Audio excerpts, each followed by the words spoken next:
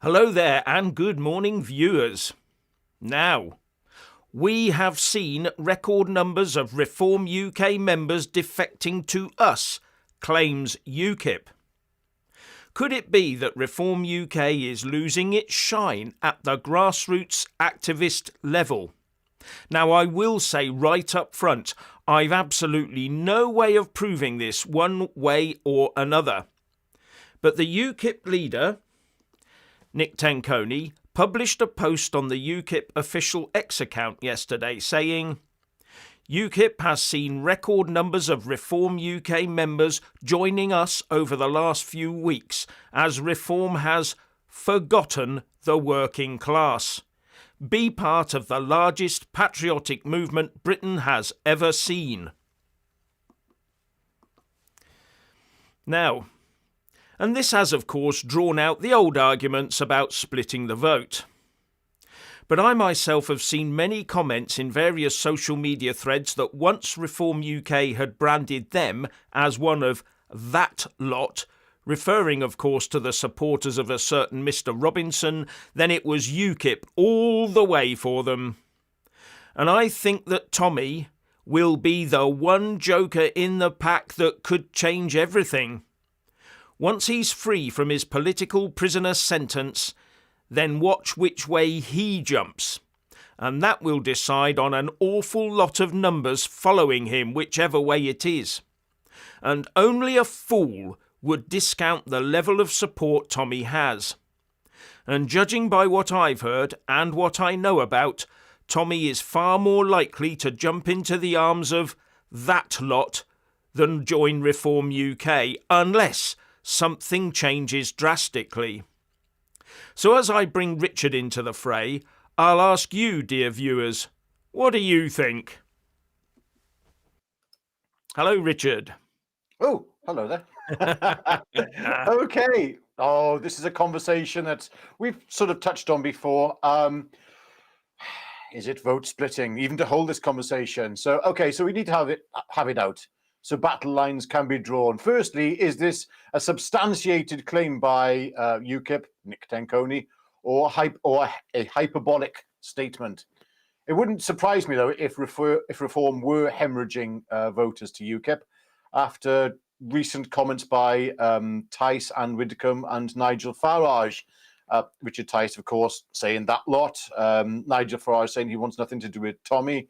And Widdicombe on her comments about Peter Lynch, that he should have been behind bars. I'm not impressed with Farage's move towards cozying up to a certain demographic, and I know a lot of you watching this aren't going to be impressed with that either. But then again, there's certain things that Nick Tenconi have said. Not so much said. I noticed on his Twitter page was an image of Farage with Bin Laden, and I thought, oh, just juvenile. Come on, guys, you're better than that. And we're the ones that do things like that. We're the juvenile ones. Yeah, you and I are the juvenile ones. Yeah, come on, it's meant to be serious political party. Get it together.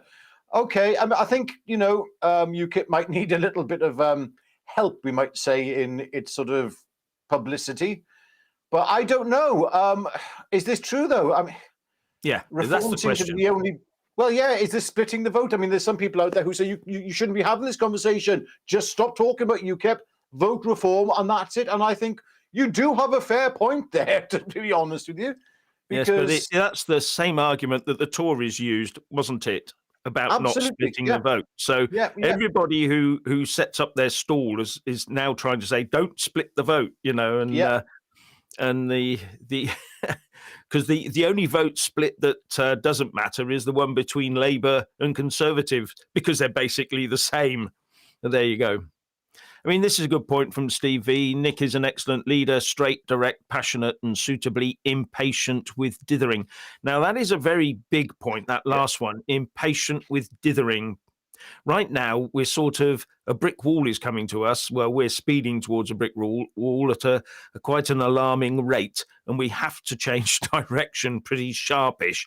Otherwise, it'll be a pretty messy end. And Nick Tenconi recognises that to his credit and wants to take action sooner rather than after the event, if you see what I mean. So, yeah. Yes, yes, I see a lot of merit there Hmm. with Nick Tenconi's direct attitude and direct involvement. Some very emotive sort of Yeah, body language going on a lot yeah. of the time. It can be off-putting for some people, Yeah, yeah, and it has made that me is go, just oh. something that yeah.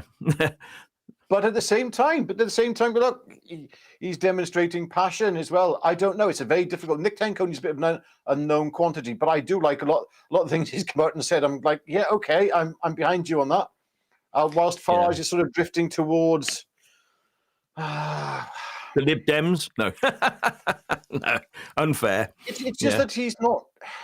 He seems to be siding alongside a certain demographic more than most of his supporters would like.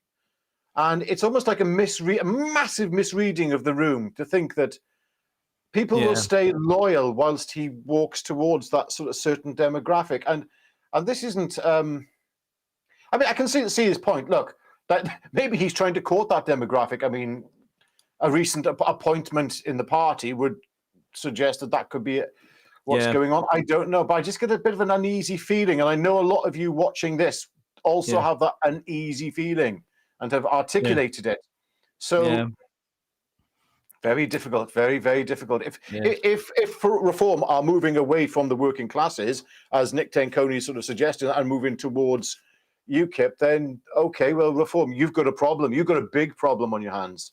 yeah. Right now, it might not seem it. Yeah, from my reading of the tweet, it looks like that is what is being quoted when people come across from Reform UK. They're saying that they feel left out, the working Yeah. class, if you see what I mean. Here's a quote from Steve Wood. As an SDP member, my party expect to soak up Labour voters, seeing as that party is vile. Basically, there are other parties out there as well. So don't forget those. And the SDP is expecting to soak up some of these Labour voters. I've got to get this the right way round. They're sort of libertarian on an economic basis, but left-leaning on a social basis, I suppose. If I've I got thought it my was the other way reading of the around. I'm not too SDP, sure. might be the other way round. One way Yeah, or I think other, they're SDP are. left-leaning. Yeah, I could be wrong. Yeah, it's one or the yeah, other. it's one or One the aspect other. is left-wing, the other's And not. that's the problem. Yeah, it's if you're left leaning somewhere, it does put some people off on the right, but Yeah. may as well get TR into UKIP. I will say that moves are afoot, as I understand it, but nothing's certain. So yeah. If that does happen, as I've hinted at, I think a lot of support will follow wherever Tommy goes. If Tommy makes a decision, when he comes out and rejoins us out here in the free world, he'll be able to make that decision, and it will be up to the leadership of the relevant parties. Now, remember, Tommy's been in prison, and which party is more likely to accept him, and where will his following go? Therefore, it's a big question. Yeah, Absolutely. I can't yeah, think of. I can't think of a scenario where if Tommy joins UKIP and becomes actively involved and prominent within it, I can't see a scenario where reform will not lose voters to UKIP. no, That would happen. So. yes, This is the trade-off, I suppose, that Farage is trying to make. Is he sort of saying, yeah, okay, well, actually, that lot, as Tice put it, are not as valuable as voters as the certain demographic are, and yeah, prioritizing them. yeah, And then you think, oh, all right, yeah. that's a bit of a kick in the fork, isn't it? Yeah, well, that's the sort of conversations people will be having in their sitting rooms over the next few months and years. Not good. I haven't joined any party, says Yvonne Podmore, but it needs a united front to get rid of Labour. Objected to being called that lot. I will bide my time and see what happens. Only certainty for me. Well, that's a good point. And once Mr. Robinson's he may decide not to join either. May decide to go off and do his own thing. But I don't know. I don't know his mind, and I don't know what the intentions are. But this is something. This is a discussion we should have. We need to talk about this this uniting of the right or splitting of the right, whichever way you want to look at it, and decide where we're going. And we can't force people to join together if they don't want to. It's difficult. Yes. I mean, yesterday, here's the thing as well, which has to be raised. Yesterday, we were talking about Reform being the leading party in Wales. So they are making inroads. Things are on the up. I just don't know if as I said, this with such momentum, excuse the momentum, with such momentum behind Reform at the moment, do they really need to court that demographic? Is that so important? I don't understand this, because again, if you're winning in Wales, which is like, oh my goodness, it's Merthyr Tydfil, for instance, there were huge gains made there in the last election, and that's like the seat of Labour in Wales, Merthyr Tydfil. That's where the red flag was first flown in the world, I believe. I might be wrong on that one, but no, true. I think if Reform are winning there, then okay, so that. They're doing pretty damn well. I can tell you that. No, I can understand that. Yes, but it's got to continue, and it's got to grow continually. And if the shine starts coming off, if they start trying to pander to the same people as Labour, Tories, and all the rest of it in exactly the same way, I'm not sure where that'll be going. But there you go. But one thing that I have noticed is Nick Tenconi has definitely brought a massive new energy into UKIP. He's out and about, he's doing things, he's saying things, he's bringing it out to the fore again.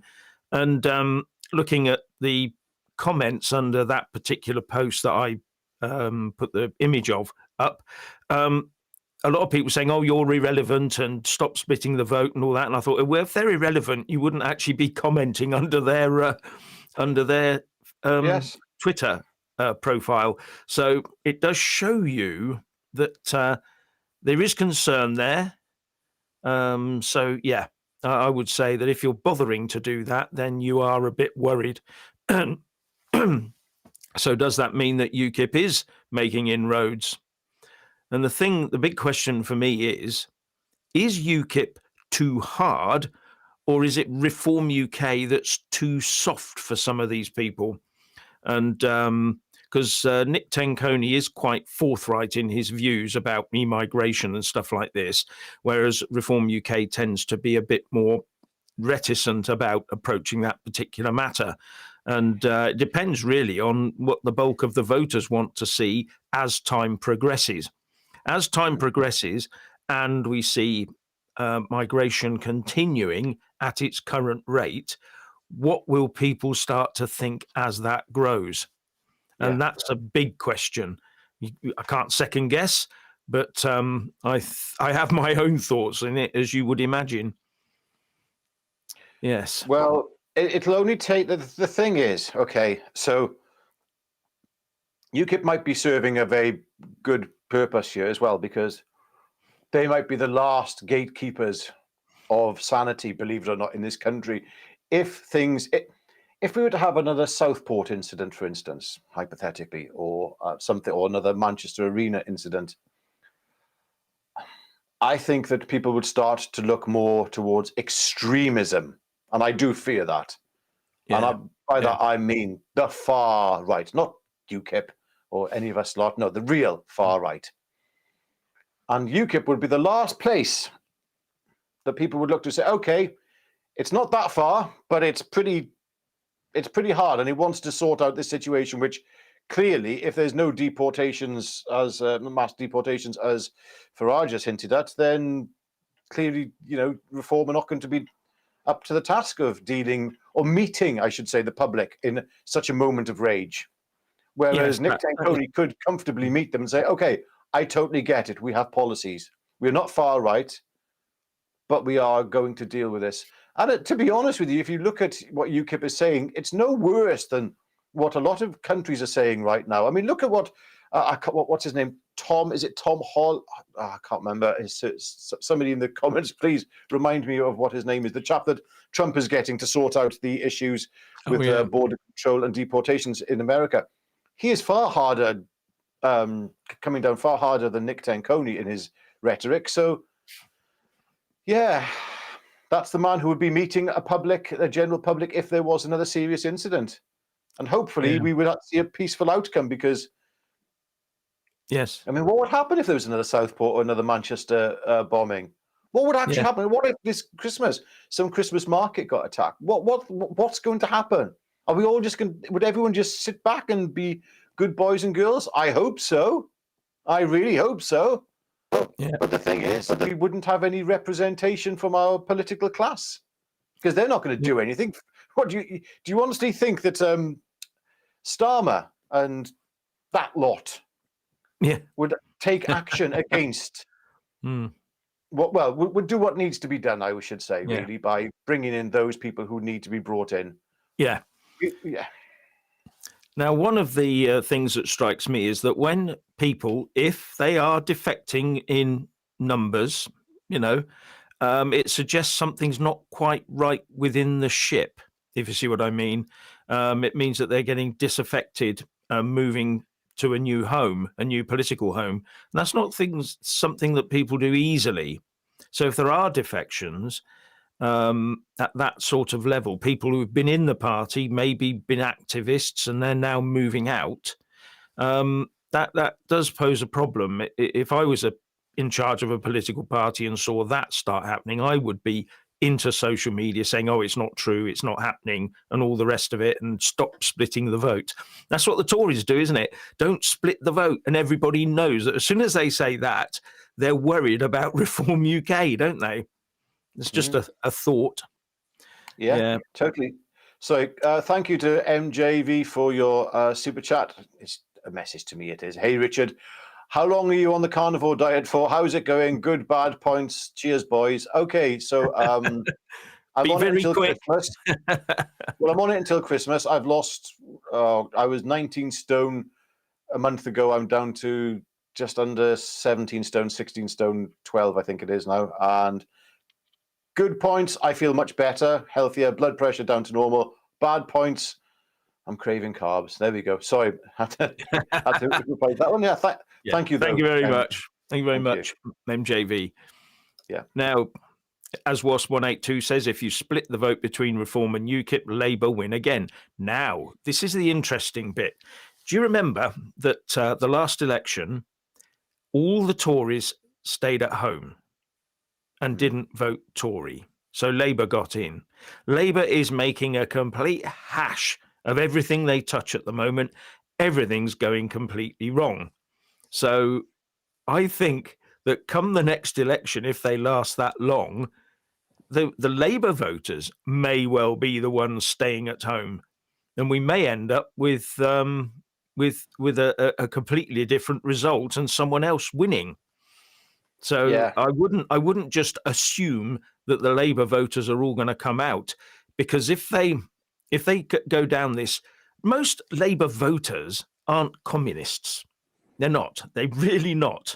No, they're good old-fashioned, slightly left of centre people. But the trouble is that the party is a different animal. It's way on the left, as is being proven by what it's doing at the moment. So how many people will either stay at home or go to homes like the SDP? It's or the dreaded Lib Dems, maybe. Maybe we'll see a big resurgence in them. Now, that's something that people need to factor in. They've now managed to shrug off their history of the tuition fees that stopped them for, nearly 10 years of getting anywhere. And they jumped back, did well in the last election. They could do very well in the upcoming general election. The big battle might be between someone like the Lib Dems and someone like Reform, as opposed to Labour and Tory. Who knows? People do have short memories, don't they, when it comes to politics? Yeah. I mean, right now, the most likely party to get in, I think, would probably still be the Tories if there was a general election tomorrow. And as for the Lib Dems, I think they would soak up a lot of the Labour seats. People forget their affiliation with the Tories in coalition. But back to the point, though, what impact could Reform have? I think it is going up in the polls. Wales is almost like a bellwether Yeah. moment for me, Yeah. I think. So would UKIP be splitting the vote? I just don't know. I don't know. Well, of course it would. Of course it would be splitting the vote. But is the direction of, are we looking at Reform moving towards being more of a centrist sort of uniparty position? And that's something that most of us fear. Yeah, I get that. Kim's pointed out, UKIP have no MPs and it's only ever had a couple. But UKIP has always managed to, in the past, move the direction of travel of the country by just campaigning hard. And if maybe that's what Nick Tenkoni's hoping to do, push hard, move the Overton window. Here's James Rooney saying, it seems the more Nigel talks, people run. I joined UKIP months ago. Yeah. So it does. That's why people are wondering about Nigel. And he jumped in just at the right time to get a good electoral result. Although I must admit, I think he was hoping for more, to be honest. I agree. Yes. But it didn't happen. But he's seen there, and he's going to be with the party until the next election, at least. So he could pull it off. I don't know, but he's got to convince the people, as things get worse and worse under Labour, that he's going to be able to pull it back and and reset the ship. Well, it's a strange situation. I think that for me, I could well be joining UKIP and leading up to election, depending on parties' performance and realistically how it's looking. I could still vote Reform, but I would because look, it's just not ready yet. This is a cake that I'm really liking the ingredients of, but it might take a little longer to bake. That's my way of looking at it. I don't know. Yeah. Bled Back to Life says it's far too early to say whether Reform is being ineffective. They've only been in Parliament for a few months. Yeah, absolutely. They've been there with 5 MPs for a few months.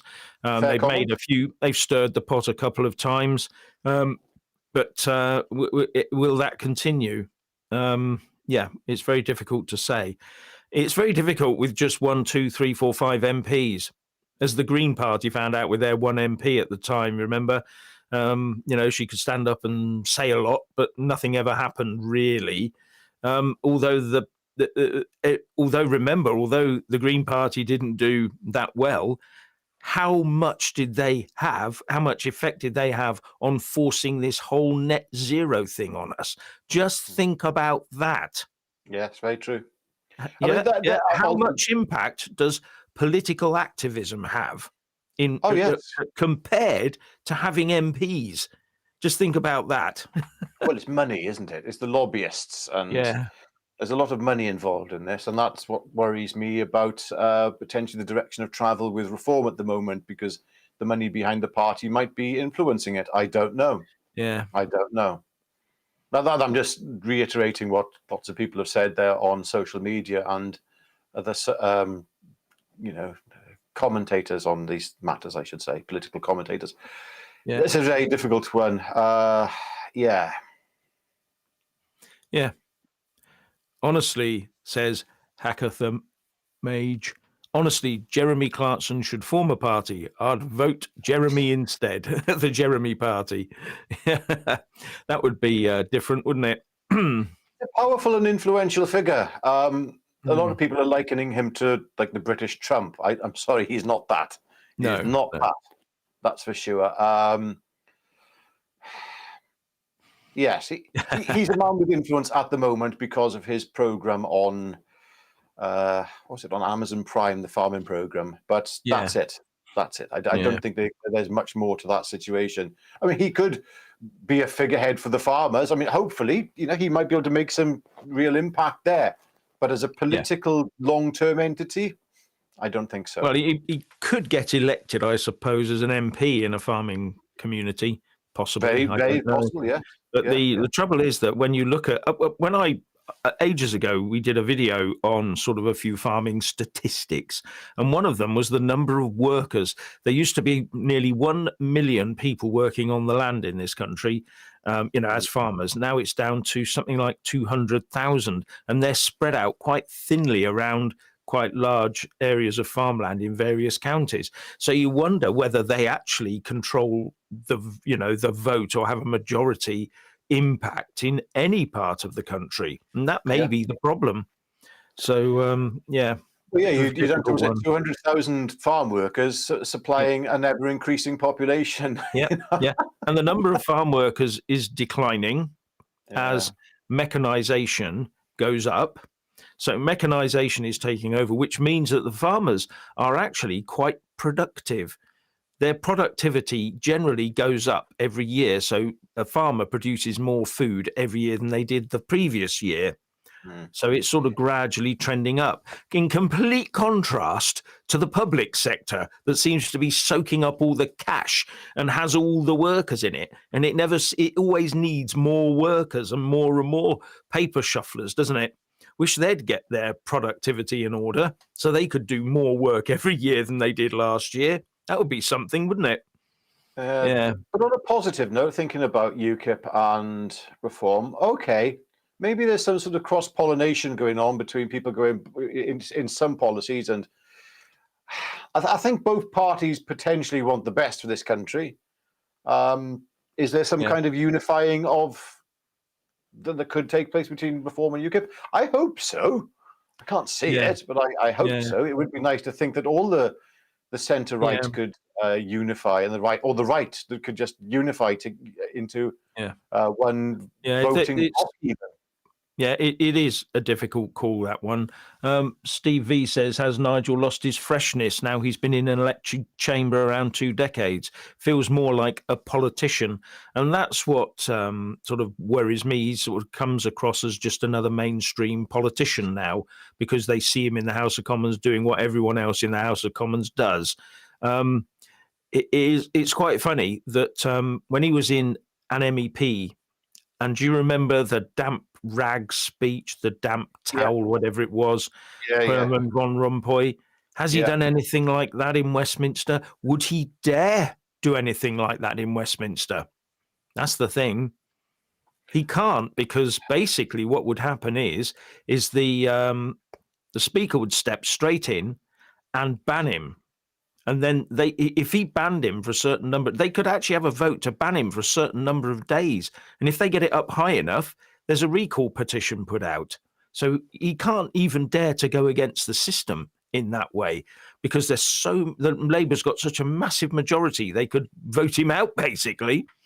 So it's, There's a very good comment here by Politics 1984. Honestly, if folk don't stick with reform, I give up. I totally get that. Because right now, as an alternative to Labour and the Tories, they're the only party that has any potential to do that, to end the two-party state. They're the only ones. So this is why we're having this conversation. We have to have this conversation. If this conversation isn't had, people are just going to, a rational conversation about these matters, people are just going to drift, and it will just split by itself. And that's going to be a problem. That will be the splitting of the right, completely fractured. These conversations need to be had, and I think we need to have this conversation quite regularly as well, Jeff, because this is a continuous, ongoing problem that we have on the right.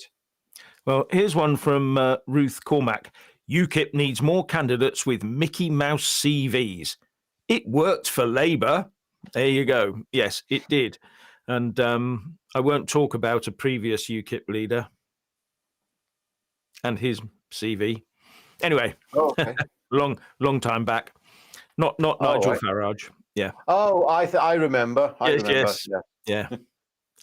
I don't trust Farage, but I do trust Tenconi, says Trinity 93. Yeah, I mean, it's going to work both ways, isn't it? On this one.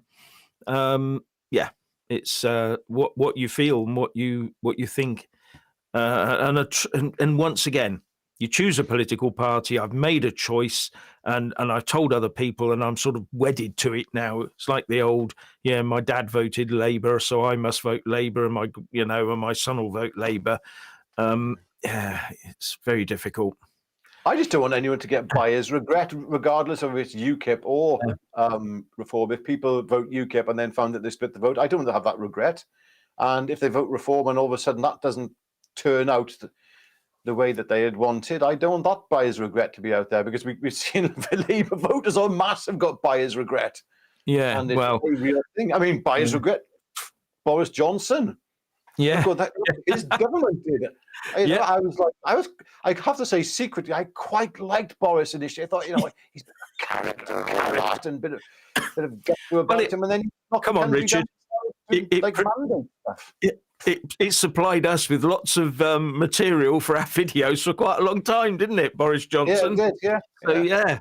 So Malcolm Ward says Labour have lost the trust of their faithful, and they will not want their fingers burnt again. Yeah, but who is the left? I mean, who are they? This faithful within the party, it's the hard left, and outside the party, it's the just left of centre type ordinary people. And once they find out how hard left Labour is, and it's damaging them as well, then they might turn their backs completely. But Labour will never lose the support, I don't think, of the hard left, because the hard left see the Labour Party as the vehicle to communism in the UK. So, yeah, I don't know. I mean, Starmer's stance, though, I think is more towards a sort of global communism as opposed to a national communism, which is more of what Jeremy Corbyn was interested, something close to that anyway. It was more of a national basis that he wanted things to be run, which is going back to what Michael Foot used to talk about.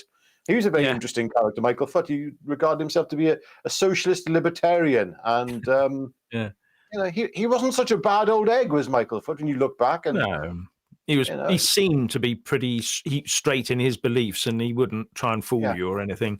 Yeah. Doris says, love Paul Thorpe. Yeah, he's a great guy, isn't he? Met him on Saturday. We had a chat in the inn after the event on Saturday, so that was good. And here's one. Calling Van Rompuy a wet rag was the greatest thing in the European Parliament. Must have watched it 20 plus times. Yes, it's when it first came out, it just came out as a massive surprise. No one saw that coming. Wham! Hit you straight between the eyes. It would be great to see that, sort of coming back. But I don't. Is the UK Parliament too staid? Can't people say things and rip up the rule book a bit? I don't know. Again, a Reform supporter here, Erica Close, very good comment. Stop slagging Nigel and Reform Party. Stop on Reform Party. Reform will do good for this country eventually. Give them time. UKIP is not the answer. I rather not vote, and Reform needs supporting. Okay. Yes, I totally understand that. Yeah, I can see that. That's a very, very valid point. We need to have these conversations, though, because doing this, it's what a lot of people are going, blah, blah, blah, blah. No. It's not going to work. It's not going to work, because the comments have been said about Peter Lynch by Anne Widdecombe in Reform. The comments have been said by Nigel Farage about Tommy. The comments have been said by Richard Tice about people who support, who went along to the United Kingdom rally, which is not a far right anything. But how can you disassociate yourself away from people who are just patriotic and love their country? How could you do that? And that's what's happened. And this has had a big impact on Reform. And then Farage saying that we have to bring a certain demographic with us and we can't leave them behind. I'm thinking we should acknowledge their existence just like any other demographic. Why did he have to go out and specify that demographic specifically? Why didn't he talk about Sikhs or Hindus, or Jews? I mean, he could have said if we don't sort of look after the far right, or the people who are called far right by the establishment, then by 2050 it will be over. He didn't say that. Very good point, Jeff. Very good point. But at the end of the day, what I would like to do is be part of the process that teases this out and we come, so that it helps people to come to a decision as to which ship they're going to sail in.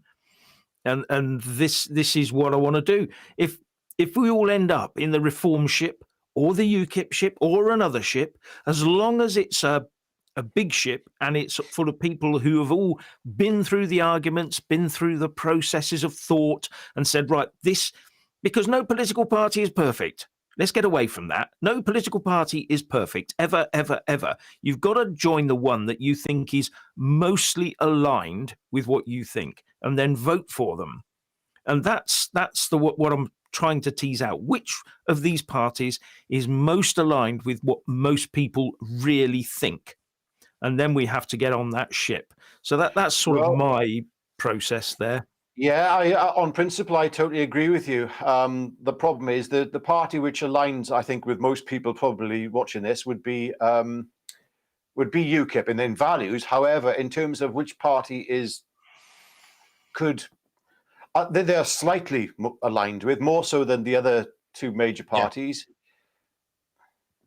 And that party then has got the only potential to win the election. Reform do have the potential. Nigel Farage does have the potential to be the next Prime Minister. And we can't forget that. Whereas, what's the chances of Nick Tenconi being the next Prime Minister? Really?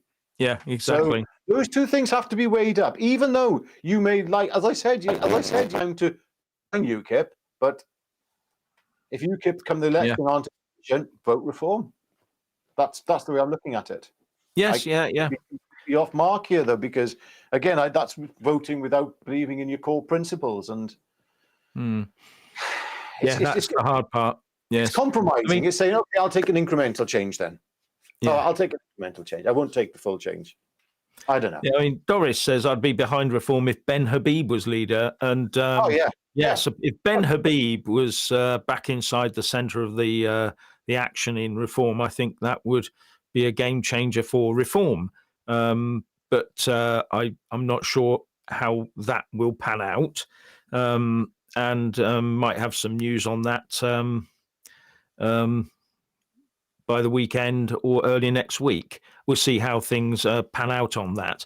And as someone else has said, Reform needs to invite Ben Habib back, says Ben Black to life again. Yeah. So if Reform had Ben Habib back, and even if he was party leader, that would be the end of UKIP. That would be the end of UKIP. Possibly. Yeah, I think it really would.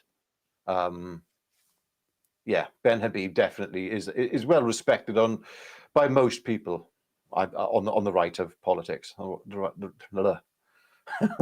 salad day today it is, I tell you. No, not enough water this morning.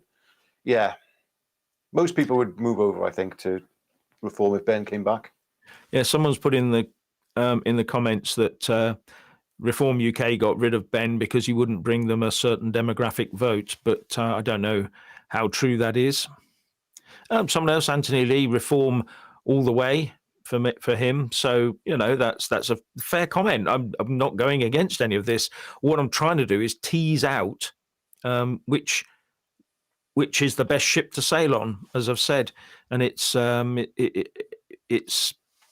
I think things are going to be changing quite rapidly in the coming months and weeks as Labour gets more and more embedded. You think you've seen their whole arsenal yet? They haven't given us the full broadside yet. No. It's going to get a lot worse than it is now. And I don't think it's going ever to get any better under Labour either. Their answer to everything is more open borders and more woke. And there are reports today, of course, that Labour has scrapped a few of our defence assets. Now, I've looked through the list and I can understand why they would have done that. But they're saving 500 million quid or something. But where will that money go? Will it really end up back in defence? Really? Well, by the looks of it, it's going to Ukraine to storm shadow missiles. Yeah. So, I mean, what are they? Each one of those is at least £1 million. It's huge costs, those devices. But that's a different debate. But if they're cutting assets and using the money not for our defence, then we do have a problem at the moment. But it just seems to me that, I mean, it's another video entirely, but defence is a cash cow for cuts to fund DEI. That's how I see it. They just need more money for woke. All the time, more money for woke. And I think that if any of this money gets diverted from hardware, it'll go into DEI posts, personnel. That's what I think anyway. Yes. Yes, well, I mean, on a positive note, I'm reading through the comments. Everyone here just wants the best for the country, and we all do. So let's keep having this conversation. Keep speaking your mind, because you have to be able to articulate what you're thinking and feeling. Yeah. Otherwise, you're just going to be in a trap. And sometimes echo chambers are better than solitary confinement when it comes to expressing yourself. So, yeah, keep coming back to have this conversation, whether it's on this channel or other channels, it doesn't matter. You need to be, a good, broad, diverse debate on these matters. It's very important. So, but we all want the best for Britain. If you're looking to vote Reform or looking to vote UKIP, it's not like you want Britain to collapse. No, that's if you're voting Labour or even Tory. If you're voting Tory right now, to be honest with you, it's like, okay, well, you've got Kemi Badenoch, who said that she's very, very happy with the situation with the immigration cap being lifted, and so we know where she stands on immigration, really. So you only have UKIP and Reform. Okay, all right. We had the smaller parties, SDP, Heritage Party, David Curtin, lovely chap. I haven't met him, but everything I know of him, he is a nice guy. Great things. There's so many other little parties out there. Somehow, is there any way we can bring this all together? Nigel's not bringing it all together. Nick isn't. No, not yet. Well, we'll see. How it can be brought together. Maybe they can do it. Maybe Nick and Nigel can sort something out. But I think the one person who will have the final say on this is actually in prison at the moment. And I think he'll have more of a say in this than people realise. Nico Toscani says, if Robbie Tomlinson, thank you very much for spelling it that way, was chairman of UKIP, UKIP might have a chance. Well, if that were to happen, because as I've said before, he's like a non-stop dynamo of action. He just keeps going. He is, he would out Nick Tenconi, because he's just, he's from writing books to going out campaigning and all the rest of it. So, yeah. And Susie Davis says a vote for UKIP is a vote for the long game while the world crumbles around us. Yeah, I mean, everybody could can have their sort of opinions on whether it's Reform or UKIP. But this is the main one from Rosemary, Labour, down thumb. And I like that. Anyway, it's been really nice talking to everybody. And I know what Richard's going to say now. So I'm going to, before I say anything else, go on, Richard, say it. Okay. Okay. So everyone, please press the like button on this video. I haven't actually pressed it, so I'm going to do it myself. So please press the like button on the video. It does help us. And what helps us even more than that as well is if you press the subscribe button and you subscribe to the channel. Most people who watch these YouTube aren't actually subscribed. Sorry, as we're talking, as I'm saying this, an advert for Lawrence Fox's Reclaim the Media has just come up. Brilliant. Oh dear. Thank you, Lawrence. You got that one in there, didn't you? Please subscribe and press the all button once you're subscribed so you get notifications when we put up another video. So God bless you all, and I'll leave Jeff say goodbye. So bye from me anyway. Yeah, and thank you very much for watching. So it's goodbye from me as well. Thanks very much for watching.